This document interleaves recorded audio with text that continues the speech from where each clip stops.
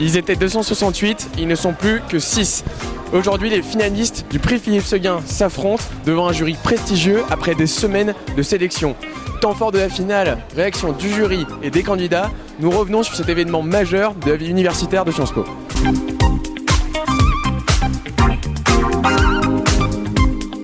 Ah, je suis au bout de la laisse et vous m'emmenez quelque part, il se passe quoi? Parce que... Il y a eu un échange.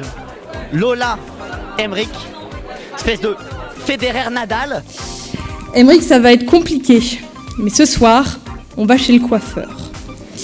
Espèce de long lifté croisé comme ça et ça se renvoie la balle et que...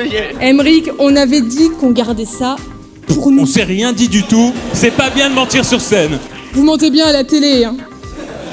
Qui a marqué le point. Et à un moment, une montée à la volée de Lola.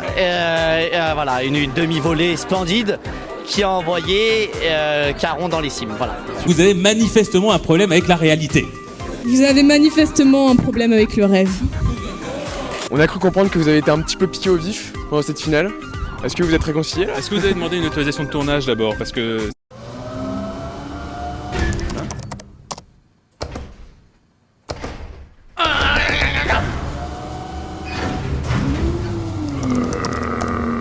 Si on l'a naturellement, c'est chez nous.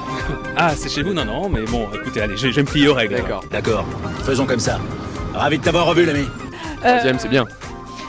Troisième, c'est bien. En fait, c'est ce qu'on disait avec Thibaut Berger qui a été troisième l'an dernier. Non, ça veut dire que c'est une place magique en fait entre le rêve et la réalité.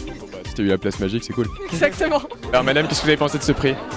Écoutez, j'ai trouvé l'exercice intéressant parce que ça montrait bien l'articulation entre le discours et les questions, la vraie personnalité des gens. Quel est l'écolo le plus éloquent? Bon, je crois qu'aujourd'hui, il y en a vraiment deux. Vous? Non, il y a Danny Cohn-Bendit qui peut soulever une salle et Noël Mamère qui, pour le coup, à l'Assemblée nationale peut avoir un à-propos et un talent assez indépassable. Écoute, ça va faire une semaine que je m'arrachais les cheveux sur ce discours. Donc déjà être en deuxième place, c'est extraordinaire pour moi. Qu'est-ce que ça t'a fait de parler devant tous ces gens, devant un bout de nuit plein? Est-ce que ça t'a inspiré? Non, moi j'aime bien, j'étais un peu à la maison. Enfin non, c'était en bout de nuit, c'était... Au calme. Tu vois, faut que tu modernises tout. Les références, les lunettes, tout. Tu peux plus rester comme ça, mon ami.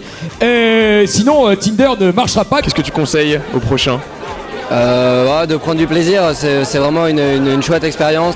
La photo de Thibaut. Thibaut, il a tenté en fait un peu la réconciliation avec Emric Caron et Bernard-Henri Lévy. C'était magnifique, il y avait des candidats d'un niveau épatant. Jury très très bon et là maintenant, ça a été un grand plaisir pour nous tous.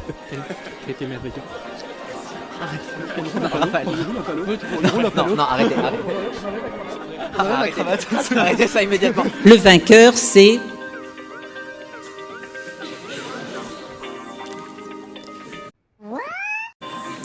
Simon Hervé. Alors Simon, tu es grand gagnant. Qu'est-ce que ça t'inspire d'être l'élève le plus éloquent de Sciences Po?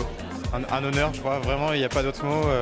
Je suis flatté et vraiment heureux quand je vois le chemin parcouru et c'est vraiment là que j'ai pris du plaisir sur le chemin. En Angleterre, entouré de 80 000 supporters. C'est un concours d'un oratoire, hein? C'était évidemment une magnifique édition, ils étaient tous dans des styles extrêmement divers, mais tous très sincères, c'était des très belles plumes, des très belles improvisations dans les réponses aux questions, et c'était vraiment une édition très remarquable du prix. Ça ne vous a pas empêché d'être impitoyable pendant la reprise? Non, mais à la reprise on dit des méchancetés qu'on ne pense pas, la vérité des choses c'est qu'on a beaucoup d'admiration pour eux, parce que quand on avait leur âge on ne l'aurait pas fait.